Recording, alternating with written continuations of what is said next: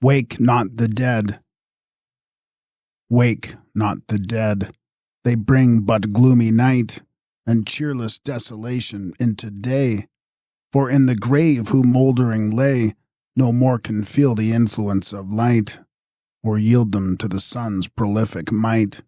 Let them repose within their house of clay. Corruption, vainly wilt thou ever essay. To quicken, it sends forth a pest'lent blight, and neither fiery sun nor bathing dew, nor breath of spring the dead can ever renew. That which from life is plucked becomes the foe of life, and whoso wakes it waketh woe. Seek not the dead to waken from that sleep, in which from mortal eye they lie enshrouded deep. Wilt thou forever sleep? Wilt thou never more awake, my beloved, but henceforth repose forever from thy short pilgrimage on earth? O yet once again return, and bring back with thee the vivifying dawn of hope to one whose existence hath, since thy departure, been obscured by the dunnest shades. What? Dumb? Forever dumb? Thy friend lamenteth, and thou heedest him not. He sheds bitter, scalding tears, and thou reposest unregarding his affliction. He is in despair, and thou no longer openest thy arms to him as an asylum from his grief. Say then, doth the paly shroud become thee better than the bridal veil? Is the chamber of the grave a warmer bed than the couch of love?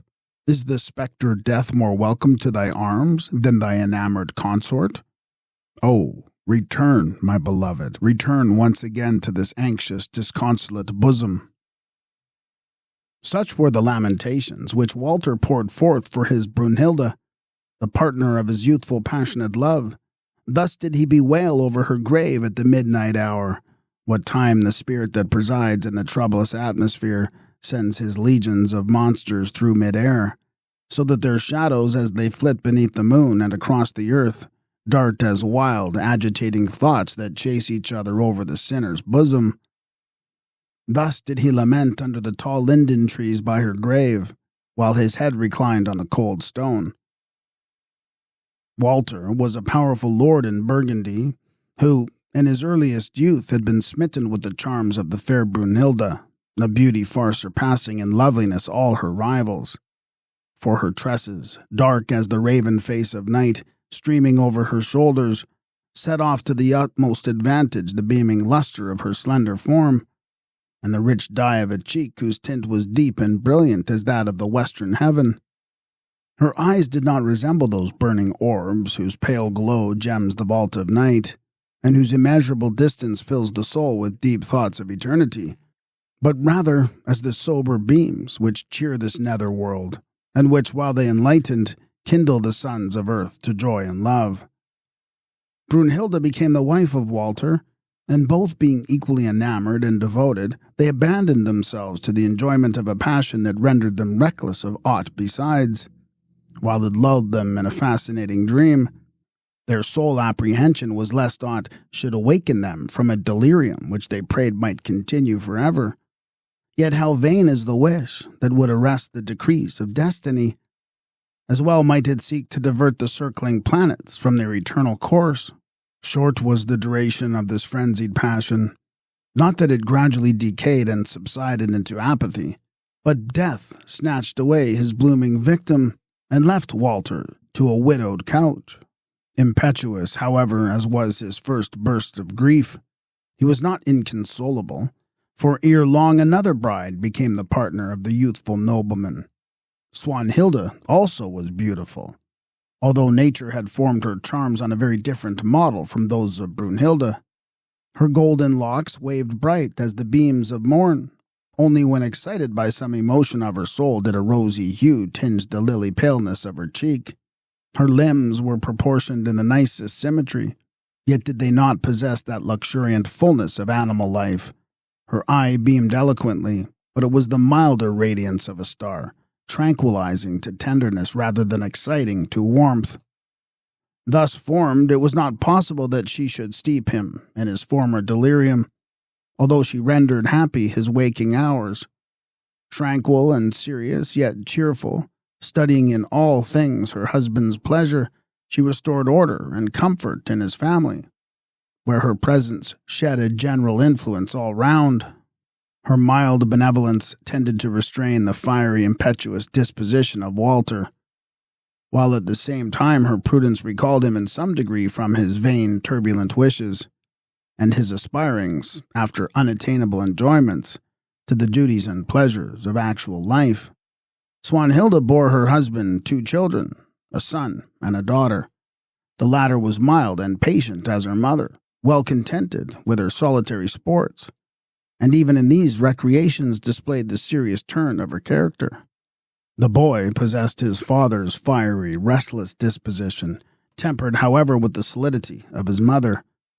Attached by his offspring more tenderly towards their mother, Walter now lived for several years very happily. His thoughts would frequently indeed recur to Brunhilda, but without their former violence, merely as we dwell upon the memory of a friend of our early days, borne from us on the rapid current of time to a region where we know that he is happy. But clouds dissolve into air, flowers fade, the sands of an hourglass run imperceptibly away, and even so do human feelings dissolve, fade, and pass away, and with them, too, human happiness. Walter's inconstant breast again sighed for the ecstatic dreams of those days which he had spent with his equally romantic, enamored Brunhilda. Again did she present herself to his ardent fancy in all the glow of her bridal charms, and he began to draw a parallel between the past and the present. Nor did imagination, as it's his wont, fail to array the former in her brightest hues, while it proportionably obscured the latter, so that he pictured to himself the one much more rich in enjoyment, and the other much less so than they really were. This change in her husband did not escape Swanhilda, whereupon, redoubling her attentions towards him and her cares towards their children, she expected by this means to reunite the knot that was slackened. Yet the more she endeavored to regain his affections, the colder did he grow, the more intolerable did her caresses seem, and the more continually did the image of Brunhilda haunt his thoughts. The children, whose endearments were now become indispensable to him, alone stood between the parents as genii, eager to effect a reconciliation, and beloved by them both, formed a uniting link between them. Yet, as evil can be plucked from the heart of man, only ere its root has yet struck deep, its fangs being afterwards too firm to be eradicated, so was Walter's diseased fancy too far affected to have its disorder stopped. For in a short time it completely tyrannized over him. Frequently of a night, instead of retiring to his consort's chamber, he repaired to Brunhilda's grave, where he murmured forth his discontent, saying, "Will thou sleep forever?" One night, as he was reclining on the turf, indulging in his wonted sorrow, a sorcerer from the neighboring mountains entered into his field of death for the purpose of gathering, for his mystic spells, such herbs as grow only from the earth wherein the dead repose, and which, as if the last production of mortality, are gifted with a powerful and supernatural influence. The sorcerer perceived the mourner, and approached the spot where he was lying.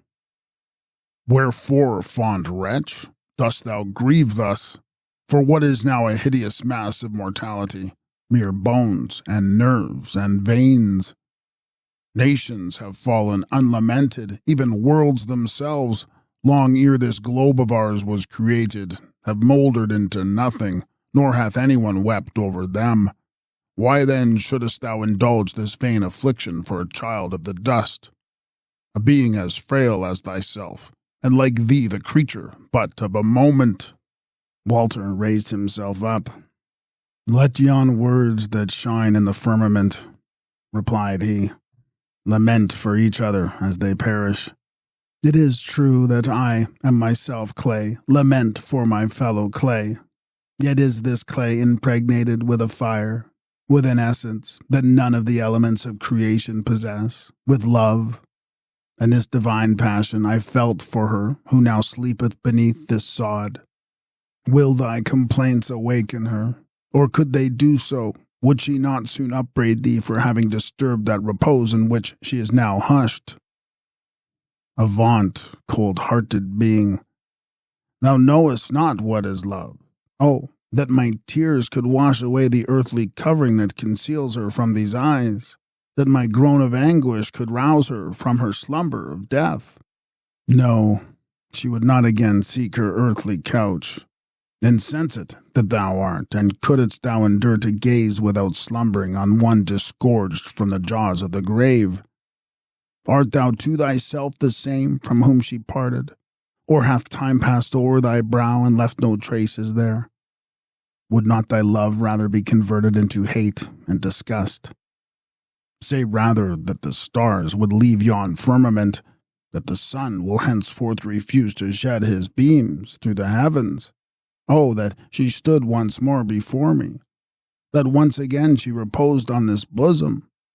How quickly should we then forget that death or time had ever stepped between us? Delusion, mere delusion of the brain, from heated blood, like to that which arises from the fumes of wine. It is not my wish to tempt thee, to restore to thee thy dead, else wouldst thou soon feel that I have spoken truth. How? Restore her to me, exclaimed Walter, casting himself at the sorcerer's feet. Oh, if thou art indeed able to effect that, grant it to my earnest supplication. If one throb of human feeling vibrates in thy bosom, let my tears prevail with thee. Restore to me my beloved. So shalt thou hereafter bless the deed, and see that it was a good work. A good work, a blessed deed, returned the sorcerer with a smile of scorn. For me there exists no good nor evil, since my will is always the same. Ye alone know evil. Who will that which ye would not? It is indeed in my power to restore her to thee. Yet bethink thee well, whether it will prove thy weal. Consider too how deep the abyss between life and death. Across this my power can build a bridge, but it can never fill up the frightful chasm.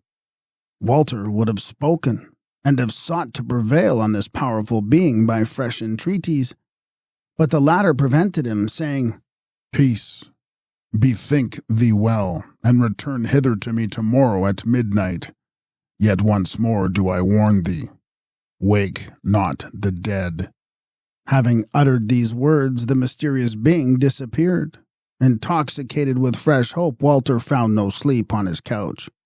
For fancy, prodigal of her richest stores, expanded before him the glittering web of futurity, and his eye, moistened with the dew of rapture, glanced from one vision of happiness to another. During the next day he wandered through the woods, lest wonted objects, by recalling the memory of later and less happier times, might disturb the blissful idea that he should again behold her, again fold her in his arms, gaze on her beaming brow by day, repose on her bosom at night. And as this sole idea filled his imagination, how was it possible that the least doubt should arise, or that the warning of the mysterious old man should recur to his thoughts? No sooner did the midnight hour approach than he hastened before the grave field where the sorcerer was already standing by that of Brunhilda. Hast thou maturely considered? Inquired he. Oh, restore to me the object of my ardent passion, exclaimed Walter with impetuous eagerness. Delay not thy generous action, lest I die even this night, consumed with disappointed desire, and behold her face no more. Well then, answered the old man, return hither again tomorrow at the same hour. But once more do I give thee this friendly warning. Wake not the dead. All in the despair of impatience, Walter would have prostrated himself at his feet and supplicated him to fulfill at once a desire now increased to agony. But the sorcerer had already disappeared. Pouring forth his lamentations more wildly and impetuously than ever, he lay upon the grave of his adored one, until the grey dawn streaked the east. During the day, which seemed to him longer than any he had ever experienced, he wandered to and fro, restless and impatient, seeming without any object and deeply buried in his own reflections. in quest as the murderer who meditates his first deed of blood, and the stars of evening found him once more at the appointed spot. At midnight the sorcerer was there also. Hast thou yet maturely deliberated? Inquired he. As on the preceding night? Oh, what should I deliberate? Returned Walter impatiently. I need not to deliberate. What I demand of thee is that which thou hast promised me, that which will prove my bliss. Or dost thou but mock me? If so, hence from my sight, lest I be tempted to lay my hand on thee. Once more do I warn thee, answered the old man with undisturbed composure. Wake not the dead. Let her rest. Aye, but not in the cold grave. She shall rather rest on this bosom which burns with eagerness to clasp her.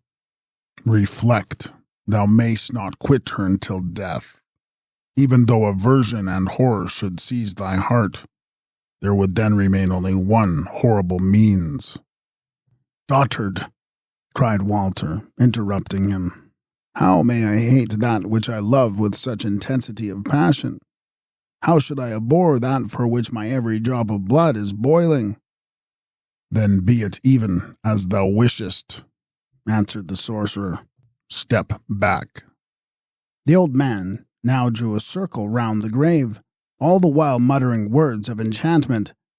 Immediately the storm began to howl among the tops of the trees. Owls flapped their wings and uttered their low voice of omen. The stars hid their mild beaming aspect, that they might not behold so unholy and impious a spectacle. The stone then rolled from the grave with a hollow sound, leaving a free passage for the inhabitant of that dreadful tenement. The sorcerer scattered into the yawning earth roots and herbs of most magic power and of most penetrating odor, so that the worms crawling forth from the earth congregated together and raised themselves in a fiery column over the grave, while rushing wind burst from the earth, scattering the mold before it, until at length the coffin lay uncovered. The moonbeams fell on it, and the lid burst open with a tremendous sound.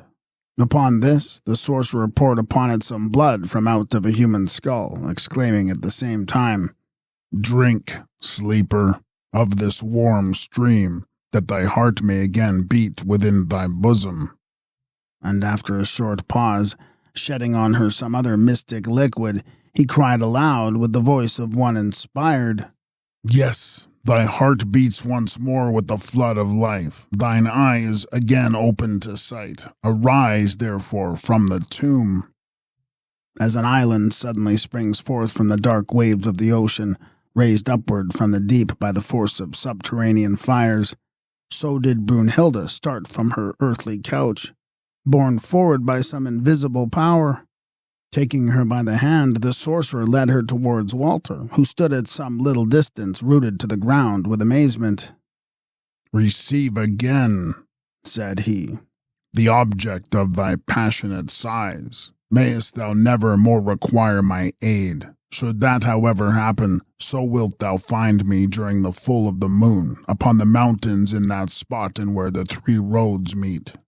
Instantly did Walter recognize in the form that stood before him her whom he so ardently loved, and a sudden glow shot through his frame at finding her thus restored to him. Yet the night frost had chilled his limbs and palsied his tongue. For a while he gazed upon her without either motion or speech, and during this pause all was again become hushed and serene, and the stars shone brightly in the clear heavens. "Walter," exclaimed the figure, and at once the well-known sound thrilling to his heart broke the spell by which he was bound. "Is it reality? Is it truth?" cried he, "or cheating delusion? No, it is no imposture. I am really living. Conduct me quickly to thy castle in the mountains." Walter looked around. The old man had disappeared, but he perceived close by his side a coal-black steed of fiery eye, ready equipped to conduct him thence, and on his back lay all proper attire for Brunhilda, who lost no time in arraying herself. This being done, she cried, "Haste, let us away ere the dawn breaks. for my eye is yet too weak to endure the light of day." Fully recovered from his stupor, Walter leaped into his saddle, and catching up with a mingled feeling of delight and awe, the beloved being thus mysteriously restored from the power of the grave, he spurred on across the wild towards the mountains, as furiously as if pursued by the shadows of the dead, hastening to recover from him their sister. The castle to which Walter conducted his Brunhilda was situated on a rock between other rocks rising up above it. Here they arrived unseen by any save one aged domestic on whom Walter imposed secrecy by the severest threats. "Here we will tarry," said Brunhilda, "until I can endure the light, and until thou canst look upon me without trembling as if struck with a cold chill." They accordingly continued to make that place their abode, yet no one knew that Brunhilda existed, save only that aged attendant who provided their meals.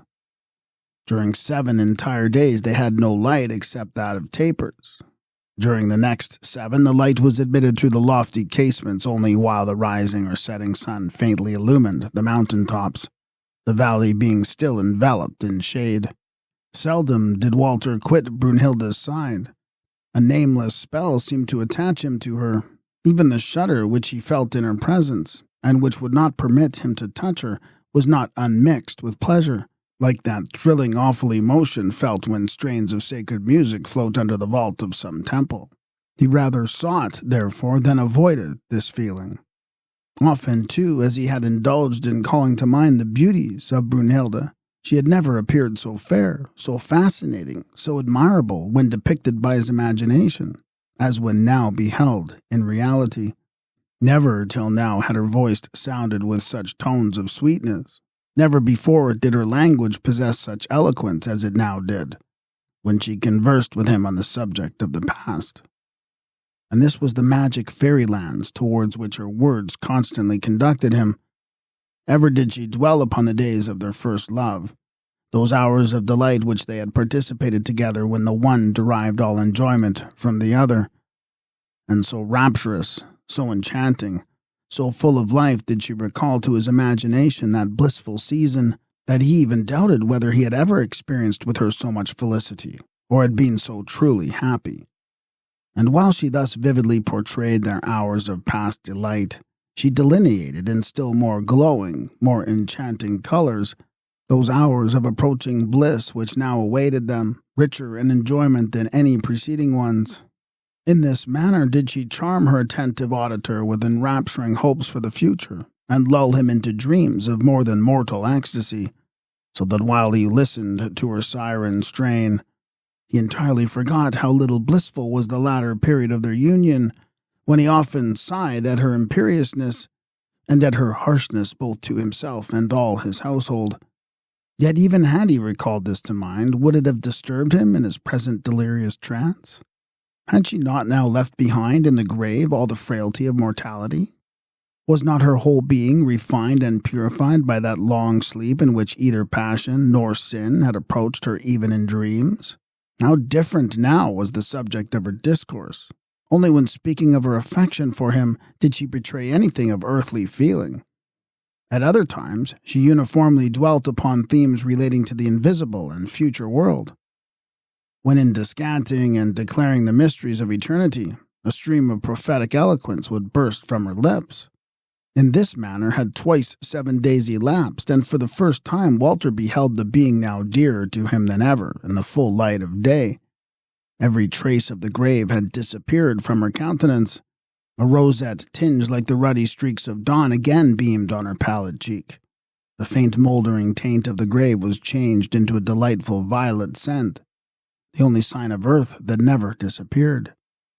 He no longer felt either apprehension or awe as he gazed upon her in the sunny light of day. It was not until now that he seemed to have recovered her completely, and glowing with all his former passion towards her, he would have pressed her to his bosom, but she gently repulsed him, saying, "Not yet. Spare your caresses until the moon has again filled her horn." Spite of his impatience, Walter was obliged to await the lapse of another period of 7 days. But on the night when the moon was arrived at the full, he hastened to Brunhilda, whom he found more lovely than she had ever appeared before. Fearing no obstacles to his transports, he embraced with all the fervor of a deeply enamored and successful lover. Brunhilda, however, still refused to yield to his passion. "What?" exclaimed she. "Is it fitting that I, who have been purified by death from the frailty of mortality, should become thy concubine, while a mere daughter of the earth bears the title of thy wife? Never shall it be. No, it must be within the walls of thy palace, within that chamber where I once reigned as queen, that thou obtainest the end of thy wishes, and of mine also," added she, imprinting a glowing kiss on the lips, and immediately disappeared. Heated with passion and determined to sacrifice everything to the accomplishment of his desires, Walter hastily quitted the apartment, and shortly after the castle itself. He traveled over mountain and across heath with the rapidity of a storm, so that the turf was flung up by his horse's hooves, nor once stopped until he arrived home. Here, however, neither the affectionate caresses of Swanhilda or those of his children could touch his heart or induce him to restrain his furious desires. Alas, is the impetuous torrent to be checked in its devastating course by the beatus flowers over which it rushes, when they exclaim, "Destroyer, commiserate our helpless innocence and beauty, nor lay us waste." The stream sweeps over them unregarding, and a single moment annihilates the pride of a whole summer. Shortly afterwards did Walter begin to hint to Swanhilda that they were ill-suited to each other, that he was anxious to taste that wild, tumultuous life, so well according with the spirit of his sex, while she, on the contrary, was satisfied with the monotonous circle of household enjoyments, that he was eager for whatever promised novelty, while she felt most attached to what was familiarized to her by habit, and lastly that her cold disposition, bordering upon indifference, but ill-sorted with his ardent temperament. It was therefore more prudent that they should seek apart from each other that happiness which they could not find together.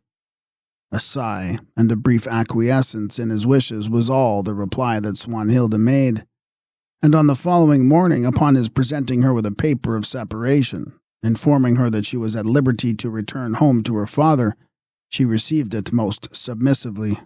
Yet, ere she departed, she gave him the following warning: "Too well do I conjecture to whom I am indebted for this our separation. Often have I seen thee at Brunhilda's grave, and beheld thee there even on that night when the face of the heavens was suddenly enveloped in a veil of clouds. Hast thou rashly dared to tear aside the awful veil that separates the mortality that dreams from that which dreameth not? Oh, then woe to thee, thou wretched man, for thou hast attached to thyself that which will prove thy destruction." She ceased. Nor did Walter attempt any reply, for the similar admonition uttered by the sorcerer flashed upon his mind, all obscured as it was by passion, just as the lightning glares momentarily through the gloom of night without dispersing the obscurity.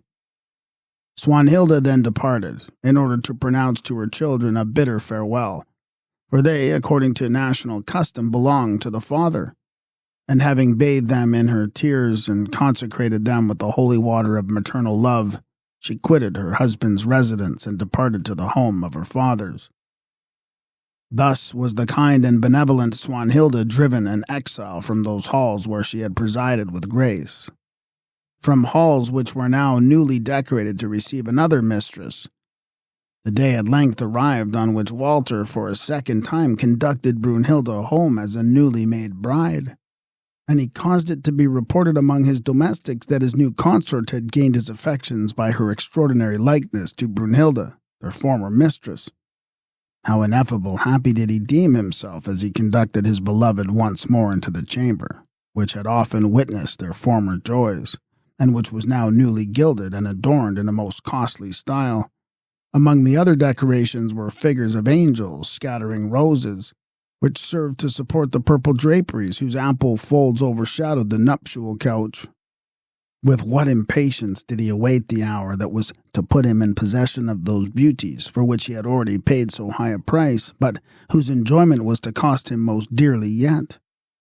Unfortunate Walter, reveling in bliss, thou beholdest not the abyss that yawns beneath thy feet, intoxicated with the luscious perfume of the flower that has plucked.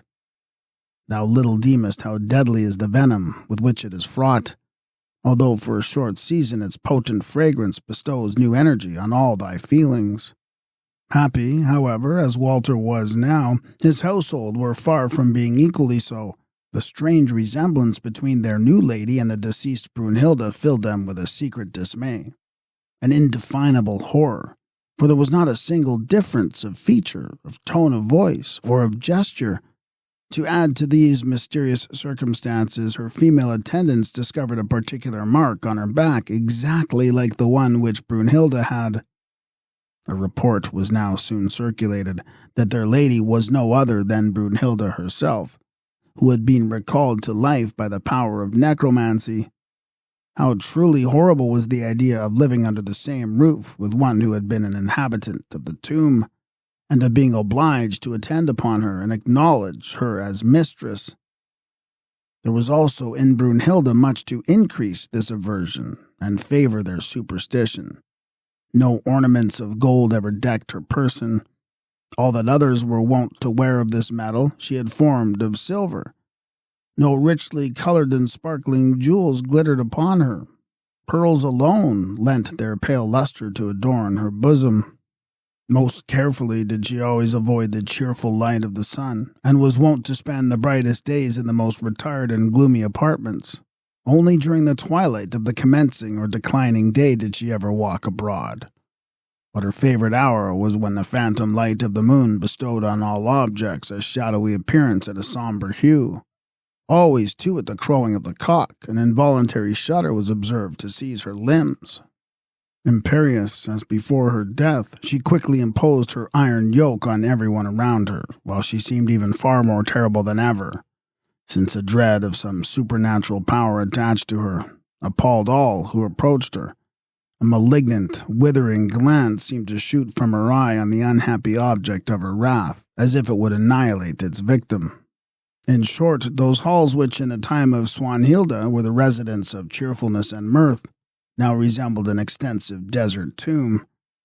With fear imprinted on their pale countenances, the domestics glided through the apartments of the castle, and in this abode of terror the crowing of the cock caused the living to tremble, as if they were the spirits of the departed, for the sound always reminded them of their mysterious mistress.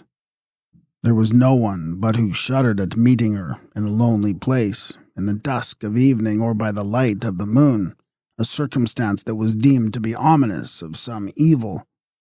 So great was the apprehension of her female attendants, they pined in continual disquietude, and by degrees all quitted her. In the course of time even others of the domestics fled, for an insupportable horror had seized them. The art of the sorcerer had indeed bestowed upon Brunhilda an artificial life, and due nourishment had continued to support the restored body. Yet this body was not able of itself to keep up the genial glow of vitality, and to nourish the flame whence springs all the affections and passions, whether of love or hate, for death had forever destroyed and withered it. All that Brunhilda now possessed was a chilled existence, colder than that of a snake. It was nevertheless necessary that she should love and return with equal ardor the warm caresses of her spell-enthralled husband, to whose passion alone she was indebted for her renewed existence. It was necessary that a magic draught should animate the dull current in her veins and awaken her to the glow of life and the flame of love. A potion of abomination, one not even to be named without a curse, human blood imbibed whilst yet warm from the veins of youth. This was the hellish drink for which she thirsted, possessing no sympathy with the pure feelings of humanity, deriving no enjoyment from aught that interests in life and occupies its varied hours. Her existence was a mere blank, unless when in the arms of her paramour husband, and therefore was it that she craved incessantly after the horrible draught. It was even with the utmost effort that she could forbear sucking even the blood of Walter himself, reclined beside her. Whenever she beheld some innocent child whose lovely face denoted the exuberance of infantine health and vigor, she would entice it by soothing words and fond caresses into her most secret apartment, where, lulling it to sleep in her arms, she would suck from its bosom the war-purple tide of life. Nor were youths of either sex safe from her horrid attack. Having first breathed upon her unhappy victim, who never failed immediately to sink into a lengthened sleep, she would then in a similar manner drain his veins of vital juice. Thus children, youths, and maidens quickly faded away, as flowers gnawing by the cankering worm. The fullness of their limbs disappeared, a sallow line succeeded to the rosy freshness of their cheeks. The liquid luster of the eye was deadened, even as the sparkling stream when arrested by the touch of frost, and their locks became thin and gray, as if already ravaged by the storm of life. Parents beheld with horror this desolating pestilence devouring their offspring, nor could simple or charm, potion, or amulet avail aught against it. The grave swallowed up one after the other, or did the miserable victim survive, he became cadaverous and wrinkled even in the very morn of existence. Parents observed with horror this devastating pestilence snatched away their offspring, a pestilence which nor herb, however potent, nor charm, nor holy taper, nor exorcism could avert. They either beheld their children sink one after the other into the grave, or their youthful forms, withered by the unholy, vampire embrace of Brunhilda, assumed the decrepitude of sudden age. At length, strange surmises and reports began to prevail. It was whispered that Brunhilda herself was the cause of all these horrors, although no one could pretend to tell in what manner she destroyed her victims, since no marks of violence were discernible. Yet when young children confessed that she had frequently lulled them asleep in her arms, and elder ones said that a sudden slumber had come upon them whenever she began to converse with them, suspicion became converted into certainty, and those whose offspring had hitherto escaped unharmed quitted their hearths and home, all their little possessions, the dwellings of their fathers and the inheritance of their children, in order to rescue from so horrible a fate those who were dearer to their simple affections than aught else the world could give. Thus daily did the castle assume a more desolate appearance. Daily did its environs become more deserted. None but a few aged, decrepit old women and gray-headed menials were to be seen remaining of the once numerous retinues. Such will in the latter days of the earth be the last generation of mortals, when childbearing shall have ceased, when youth shall no more be seen, nor any arise to replace those who shall await their fate in silence. Walter alone noticed not, or heeded not, the desolation around him. He apprehended not death, lapped as he was in a glowing elysium of love. Far more happy than formerly did he now seem in the possession of Brunhilda. All those caprices and frowns which had been wont to overcloud their former union had now entirely disappeared. She even seemed to do it on him with a warmth of passion that she never exhibited even during the happy season of bridal love. For the flame of that youthful blood of which she drained the veins of others rioted in her own. At night, as soon as he closed his eyes, she would breathe on him till he sank into delicious dreams, from which he awoke only to experience more rapturous enjoyments.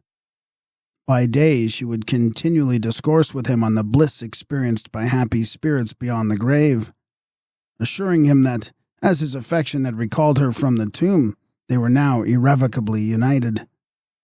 Thus, fascinated by a continual spell, it was not possible that he should perceive what was taking place around him.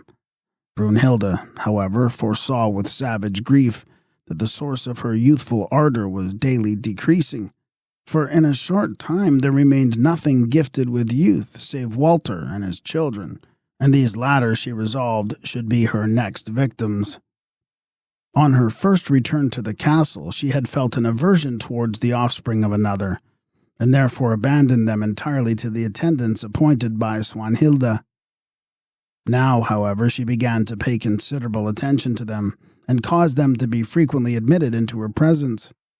The aged nurses were filled with dread at perceiving these marks of regard from her towards their young charges. Yet dared they not to oppose the will of their terrible and imperious mistress. Soon did Brunhilda gain the affection of the children, who were too unsuspecting of guile to apprehend any danger from her. On the contrary, her caresses won them completely to her. Instead of ever checking their mirthful gambols, she would rather instruct them in new sports. Often, too, did she recite to them tales of such strange and wild interest as to exceed all the stories of their nurses. Were they wearied either with play or with listening to her narratives, she would take them on her knees and lull them to slumber. Then did visions of the most surpassing magnificence attend their dreams. They would fancy themselves in some garden where flowers of every hue rose in rows, one above the other, from the humble violet to the tall sunflower, forming a party-colored broidery of every hue. Sloping upwards toward the golden clouds were the little angels whose wings sparkled with azure and gold, descended to bring them delicious cakes or splendid jewels, or sung to them soothing melodious hymns. So delightful did these dreams in short time become to the children that they longed for nothing so eagerly as to slumber on Brunhilda's lap, for never did they else enjoy such visions of heavenly forms. They were the most anxious for that which was to prove their destruction. Yet do we not all aspire after that which conducts us to the grave, after the enjoyment of life? These innocents stretched out their arms to approaching death because it assumed the mask of pleasure, for which they were lapped in these ecstatic slumbers. Brunhilda sucked the life-stream from their bosoms. On waking, indeed, they felt themselves faint and exhausted, yet did no pain nor any mark betray the cause. Shortly, however, did their strength entirely fail, even as the summer brook is gradually dried up. Their sports became less and less noisy, their loud, frolicsome laughter was converted into a faint smile, the full tones of their voices died away into a mere whisper. Their attendants were filled with horror and despair. Too well did they conjecture the horrible truth, yet dared not to impart their suspicions to Walter, who was so devotedly attached to his horrible partner. Death had already smote his prey. The children were but the mere shadows of their former selves, and even this shadow quickly disappeared. The anguished father deeply bemoaned their loss, for notwithstanding his apparent neglect, he was strongly attached to them. Nor until he had experienced their loss was he aware that his love was so great. His affliction could not fail to excite the displeasure of Brunhilda. "Why dost thou lament so fondly," said she, "for these little ones? What satisfaction could such unformed beings yield to thee unless thou wert still attached to their mother? Thy heart, then, is still hers? Or dost thou now regret her and them because thou art satiated with my fondness and weary of my endearments? Had these young ones grown up, would they not have attached thee, thy spirit, and thy affections more closely to this earth of clay, to this dust, and have alienated thee from that sphere to which I, who have already passed the grave, endeavor to raise thee? Say, is thy spirit so heavy, or thy love so weak, or thy faith so hollow, that the hope of being mine forever is unable to touch thee?" Thus did Brunhilda express her indignation at her consort's grief, and forbade him her presence. The fear of offending her beyond forgiveness, and his anxiety to appease her, soon dried up his tears, and he again abandoned himself to his fatal passion, until approaching destruction at length awakened him from his delusion. Neither maiden nor youth was any longer to be seen, either within the dreary walls of the castle or the adjoining territory. All had disappeared, for those whom the grave had not swallowed up had fled from the region of death. Who, therefore, now remained to quench the horrible thirst of the female vampire save Walter himself? And his death she dared to contemplate unmoved, for that divine sentiment that unites two beings in one joy and one sorrow was unknown to her bosom. Was he in his tomb, so was she free to search out other victims and glut herself with destruction, until she herself should at the last day be consumed with the earth itself. such is the fatal law to which the dead are subject when awoke by the arts of necromancy from the sleep of the grave. She now began to fix her bloodthirsty lips on Walter's breast. When cast into a profound sleep by the odor of her violet breath, he reclined beside her, quite unconscious of his impending fate. Yet soon did his vital powers begin to decay, and many a gray-haired peep through his raven locks. With his strength his passion also declined, and he now frequently left her in order to pass the whole day in the sports of the chase, hoping thereby to regain his wonted vigor. As he was reposing one day in a wood beneath the shade of an oak, he perceived on the summit of a tree a bird of strange appearance, and quite unknown to him.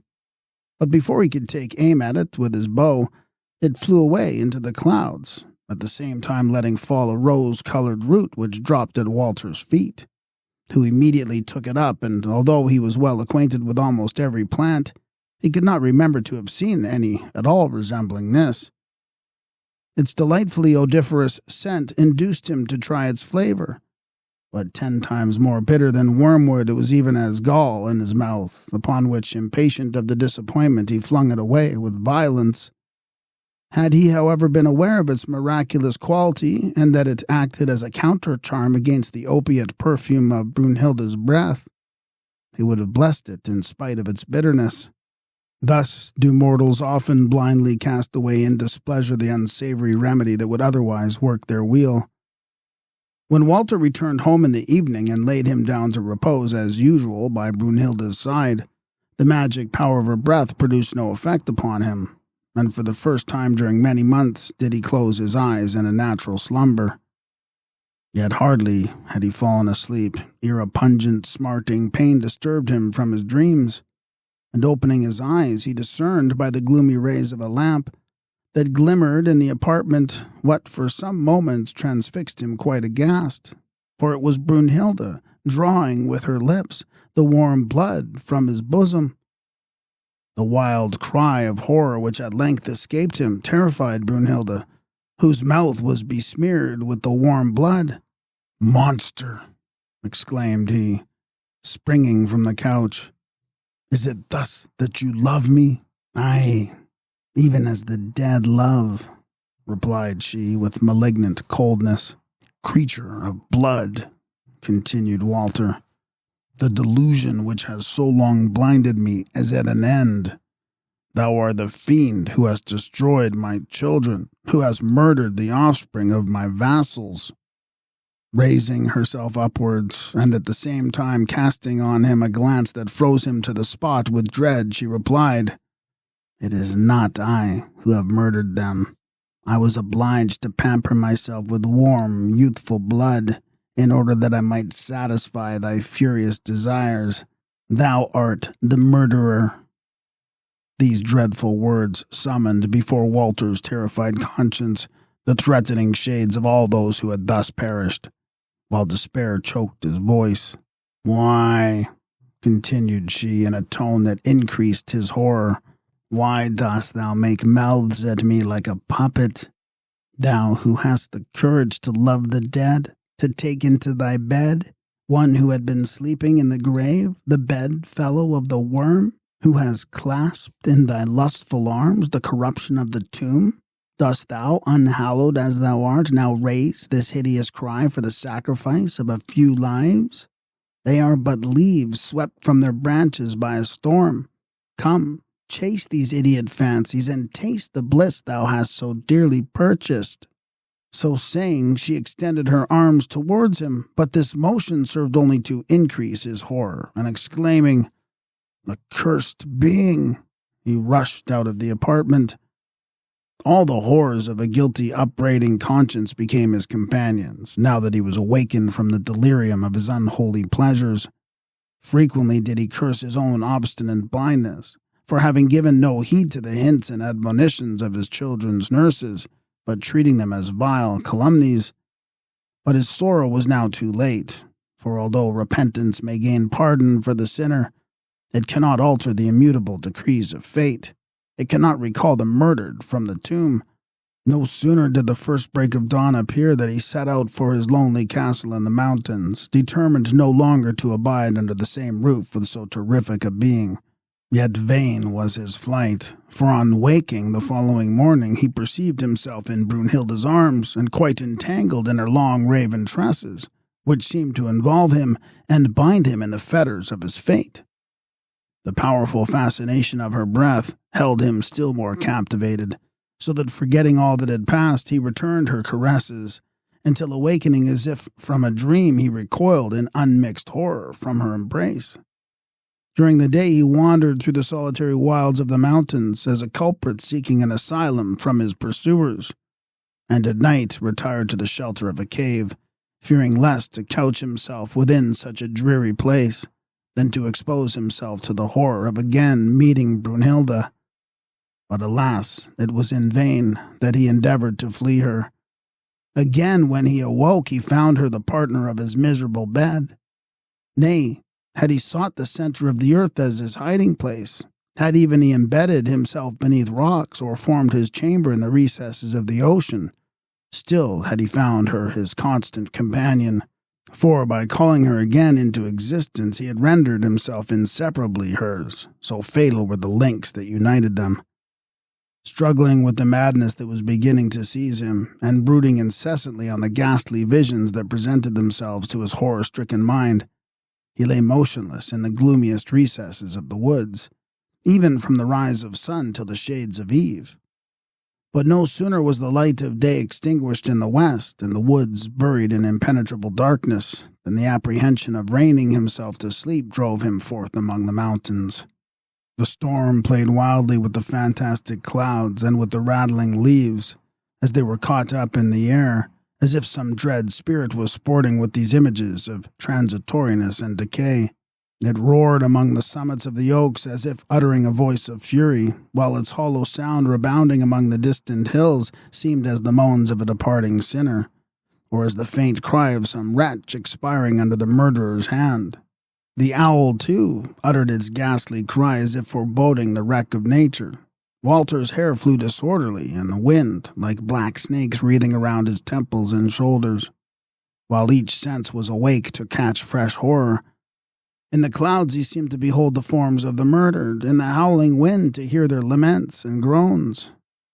In the chilling blast itself he felt the dire kiss of Brunhilda. In the cry of the screeching bird he heard her voice. In the mouldering leaves he scented the charnel bed out of which he had awakened her. "Murdering of thy own offspring," exclaimed he in a voice making night, and the conflict of the element still more hideous. Paramour of a bloodthirsty vampire, reveller with the corruption of the tomb. While in his despair he rent the wild locks from his head, just then the full moon darted from beneath the bursting clouds, and the sight recalled to his remembrance the advice of the sorcerer, when he trembled at the first apparition of Brunhilda rising from her sleep of death, namely to seek him at the season of the full moon in the mountains where 3 roads met. Scarcely had the gleam of hope broke on his bewildered mind than he flew to the appointed spot. On his arrival, Walter found the old man seated there upon a stone as calmly as though it had been a bright sunny day and completely regardless of the uproar around. "Art thou come, then?" exclaimed he to the breathless wretch, who, flinging himself at his feet, cried in a tone of anguish, "Oh, save me, succour me, rescue me from the monster that scattereth death and desolation around her. Wherefore a mysterious warning? Why didst thou not rather disclose to me at once all the horrors that awaited my sacrilegious profanation of the grave?" "And wherefore a mysterious warning? Why didst thou not perceive as how wholesome was the advice? Wake not the dead. Wert thou able to listen to another voice than that of thy impetuous passions? Did not thy eager impatience shut my mouth at the very moment I would have cautioned thee?" True. Thy reproof is just, but what does it avail now? I need the promptest aid. "Well," replied the old man, "there remains even yet a means of rescuing thyself, but it is fraught with horror and demands all thy resolution." "Utter it then, utter it, For what can be more appalling, more hideous than the misery I now endure? Know, then," continued the sorcerer, "that only on the night of the new moon does she sleep the sleep of mortals, and then all the supernatural power which she inherits from the grave totally fails her. 'Tis then that thou must murder her." "How? Murder her?" echoed Walter. "Aye," returned the old man calmly. "pierce her bosom with a sharpened dagger, which I will furnish thee with. At the same time renounce her memory forever, swearing never to think of her intentionally, and that if thou dost involuntarily, thou wilt repeat the curse." "Most horrible. Yet what can be more horrible than she herself is? I'll do it." "Keep then this resolution until the next new moon." "What? Must I wait until then?" cried Walter. "Alas, ere then, either her savage thirst for blood will have forced me into the night of the tomb, or horror will have driven me into the night of madness." "Nay," replied the sorcerer, "that I can prevent." And so saying, he conducted him to a cavern farther among the mountains. "Abide here twice 7 days," said he. "So long can I protect thee against her deadly caresses. Here wilt thou find all due provision for thy wants, but take heed that nothing tempt thee to quit this place. Farewell. When the moon renews itself, then do I repair hither again." So saying, the sorcerer drew a magic circle around the cave and then immediately disappeared. Twice 7 days did Walter continue in this solitude, where his companions were his own terrifying thoughts and his bitter repentance. The present was all desolation and dread. The future presented the image of a horrible deed which he must perforce commit, while the past was empoisoned by the memory of his guilt. Did he think on his former happy union with Brunhilda? Her horrible image presented itself to his imagination with her lips defiled with dropping blood. Or did he call to mind the peaceful days he had passed with Swanhilda? He beheld her sorrowful spirit with the shadows of her murdered children. Such were the horrors that attended him by day. Those of night were still more dreadful, for then he beheld Brunhilda herself, who, wandering round the magic circle which she could not pass, called upon his name till the cavern re-echoed the horrible sound. "Walter, my beloved," cried she, "wherefore dost thou avoid me? Art thou not mine? Forever mine? Mine here and mine hereafter? And dost thou seek to murder me? Ah, commit not a deed which hurls us both to perdition, thyself as well as me." In this manner did the horrible visitant torment him each night, and even when she departed robbed him of all repose. The night of the new moon at length arrived, dark as the deed it was doomed to bring forth. The sorcerer entered the cavern.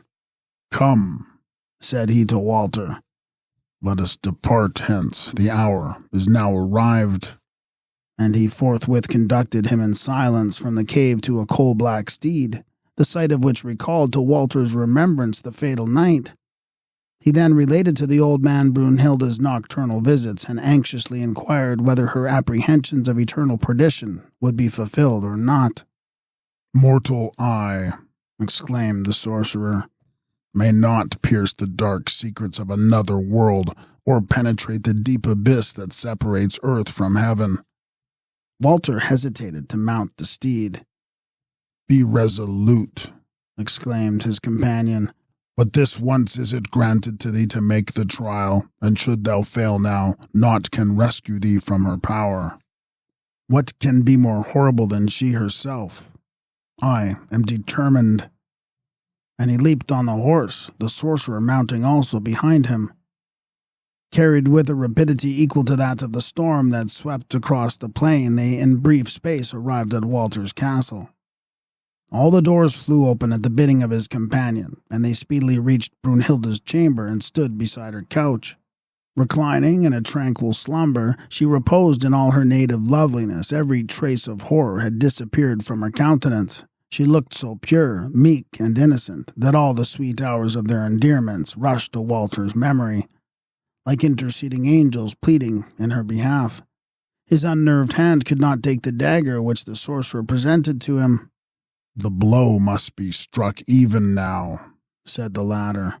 "Shouldst thou delay but an hour, she will lie at daybreak on thy bosom, sucking the warm life drops from thy heart." "Horrible, most horrible," faltered the trembling Walter, and turning away his face, he thrust the dagger into her bosom, exclaiming, "I curse thee forever." And the cold blood gushed upon his hand. Opening her eyes once more, she cast a look of ghastly horror on her husband, and in a hollow dying accent said, "Thou too art doomed to perdition." "Lay now thy hand upon her corpse," said the sorcerer, "and swear the oath." Walter did as commanded, saying, "Never will I think of her with love, never recall her to mind intentionally, and should her image recur to my mind involuntarily, so will I exclaim to it, Be thou accursed." "Thou hast now done everything," returned the sorcerer. "Restore her therefore to the earth, from which thou didst so foolishly recall her, and be sure to recollect thy oath, for shouldst thou forget it but once, she would return, and thou wouldst be inevitably lost. Adieu, we see each other no more." Having uttered these words, he quitted the apartment, and Walter also fled from this abode of horror, having first given direction that the corpse should be speedily interred. Again did the terrific Brunhilda repose within her grave, but her image continually haunted Walter's imagination, so that his existence was one continued martyrdom, in which he continually struggled to dismiss from his recollection the hideous phantoms of the past. Yet the stronger his effort to banish them, so much the more frequently and the more vividly did they return, as the night wanderer, who is enticed by a fire-wisp into a quagmire or bog, sinks the deeper into his damp grave the more he struggles to escape. His imagination seemed incapable of admitting any other image than that of Brunhilda. Now he fancied he beheld her expiring, the blood streaming from her beautiful bosom. At others he saw the lovely bride of his youth, who reproached him with having disturbed the slumbers of the tomb, and to both he was compelled to utter the dreadful words, "I curse thee forever." The terrible imprecation was constantly passing his lips, yet was he in incessant terror lest he should forget it or dream of her without being able to repeat it, and then on awakening find himself in her arms. Else would he recall her expiring words, and appalled at their terrific import, imagine that the doom of his perdition was irrevocably past. Whence should he fly from himself, or how erase from his brain these images and forms of horror? In the din of combat, in the tumult of war, and its incessant pour of victory to defeat, from the cry of anguish to the exultation of victory. In these he hoped to find at least the relief of distraction. But here, too, he was disappointed. The giant fang of apprehension now seized him who had never before known fear. Each drop of blood that sprayed upon him seemed the cold blood that had gushed from Brunhilda's wound. Each dying wretch that fell beside him looked like her when, expiring, she exclaimed, "Thou too art doomed to perdition," so that the aspect of death seemed more full of dread to him than aught beside, and this unconquerable terror compelled him to abandon the battlefield. At length, after many a weary and fruitless wandering, he returned to his castle. Here all was deserted and silent, as if the sword or a still more deadly pestilence had laid everything waste. For the few inhabitants that still remained, and even those servants who had once shewn themselves the most attached, now fled from him, as though he had been branded with the mark of Cain. With horror he perceived that by uniting himself as he had done with the dead, he had cut himself off from the living, who refused to hold any intercourse with him. Often, when he stood on the battlements of his castle and looked down upon desolate fields, he compared their present solitude with the lively activity they were wont to exhibit under the strict but benevolent discipline of Swanhilda. He now felt that she alone could reconcile him to life, but durst he hopes that one, whom he so deeply aggrieved, could pardon him and receive him again. Impatience at length got the better of fear. He sought Swanhilda, and with the deepest contrition acknowledged his complicated guilt, embracing her knees as he beseeched her to pardon him and to return to his desolate castle, in order that it might again become the abode of contentment and peace. The pale form which she beheld at her feet, the shadow of the lately blooming youth, touched Swanhilda. "The folly," she said gently, "though it has caused me much sorrow, has never excited my resentment or my anger. But say, where are my children?" To this dreadful interrogation the agonized father could for a while frame no reply. At length he was obliged to confess the dreadful truth. "Then we are sundered forever," returned Swanhilda. Nor could all his tears or supplications prevail upon her to revoke the sentence she had given. Stripped of his last earthly hope, bereft of his last consolation, and thereby rendered as poor as mortal can possibly be on this side of the grave, Walter returned homewards. When, as he was riding through the forest in the neighborhood of his castle, absorbed in his gloomy meditations, the sudden sound of a horn roused him from his reverie. Shortly after he saw appear a female figure clad in black, and mounted on a steed of the same color.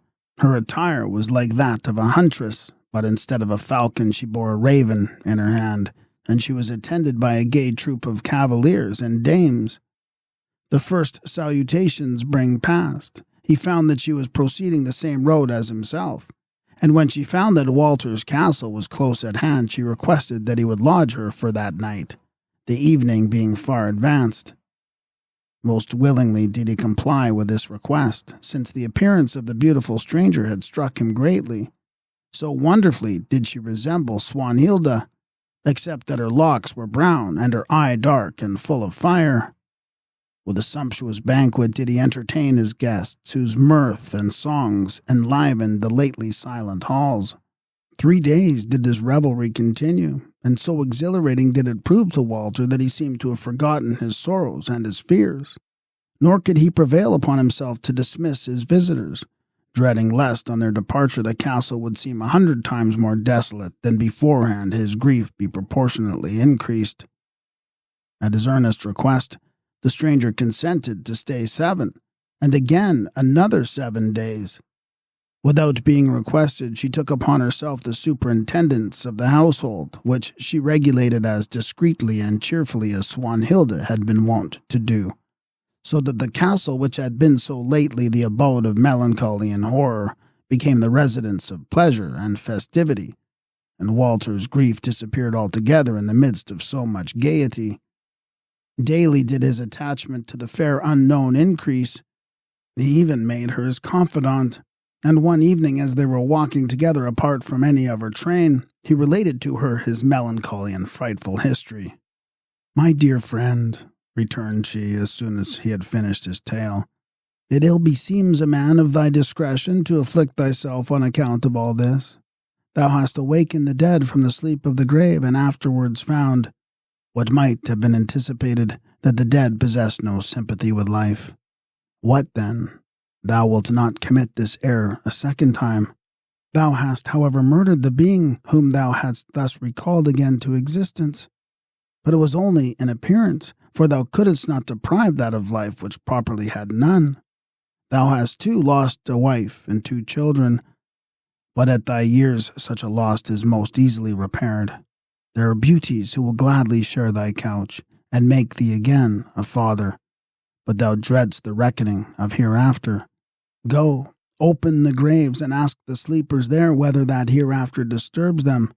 In such manner would she frequently exhort and cheer him, so that in a short time his melancholy entirely disappeared.